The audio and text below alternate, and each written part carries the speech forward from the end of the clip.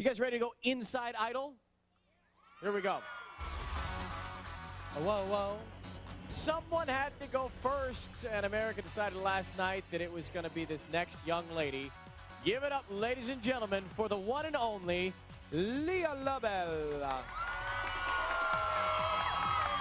Huh? That's what I'm turning. Yeah, I know, Sure. these stools spin.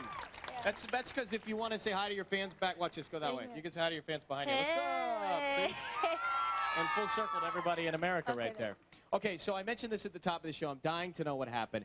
After American Idol last night, the credits roll, the contestants went backstage with you. They were all giving you a big group hug, and I saw Randy and Paula come backstage. What did they say to you? Randy gave me a big hug, and he was just like, you know, this is only the beginning. You know, it doesn't end here. It's only started. So keep your head up and, you know, just keep focusing and doing what you love because, you know, you can't let this bring you down. So I was like, okay.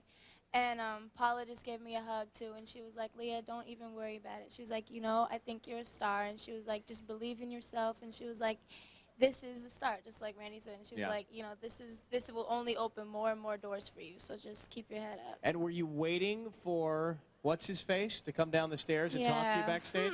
The old guy? Yeah, the old one. Yeah. The grumpy one? The aging one? Yeah. Yeah. And what did you think when he didn't come back to say anything to you at all? You know, I was really confused. Like, you know, I just think he doesn't put it forth the effort, really. Like, you know, if he wants to get to know us and to know our personalities and see who we really are, but he doesn't make the effort because we can't approach him ourselves. So if he doesn't come to us and, you know, well, I'm sorry, you got eliminated, whatever, at least give some kind of support. You know, just kind of like, what was the point of that? You know, you could have at least throughout this whole experience and this whole process came and been like, congratulations for making this far, but, you know. How about the other contestants? I saw some of them in tears. Who was crying last night? Pretty much a lot of people.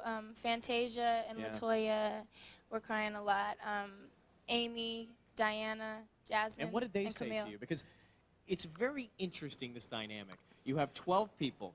Every one of you know, I mean, you all know that one person will win the competition. So the other 11 have to go at some point. So what did they say to you? They knew they're still in it, and they could win it. Right. And you're not. How did they handle that with you? Latoya was like, Leah, I never realized how much I loved you until I started crying. And she was just like, you know, don't worry about it. And they all were just like, you know, this is you're going to go farther and farther. And they were like, you know, God has a plan for all of our lives, and this just wasn't what was meant to be for you.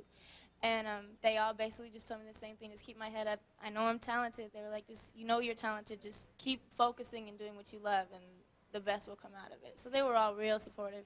You turned to me, and I turned to you, and when I was about to give the results, I said, we're going to give you the results, and then you delivered my line. Go ahead. After the break. Yeah, you knew that was coming, huh?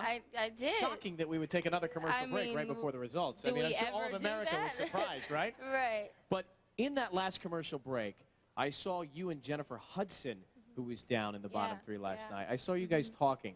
What did you say to her? I turned to her and I said, congratulations, Jennifer. And she was like, Why'd you say that? Because I knew I was going to go home. Like, I saw her next to me and I was like, I'm not going to beat Jennifer out. So I just looked at her and I was like, congratulations for making it. And she was like, Leah, none of us have made it yet. I was like, I know you're going to make it. And she was like, well, thank you. So I just congratulated her before. And then at the end, you watched the video. How are you feeling? We had that shot, that camera shot of you watching your tribute video. What was going through your mind at that point? I felt like I died, you know, like those like memorials, like oh, and the music, and but it was nice. It was a really nice piece. Like I enjoyed it. I was just sad because it just showed my whole process, and like you know, it was really touching, and I just had to break down. It was emotional, you know. It's like now it ends for you, like here in your face, like you know, and so it was hard to watch that.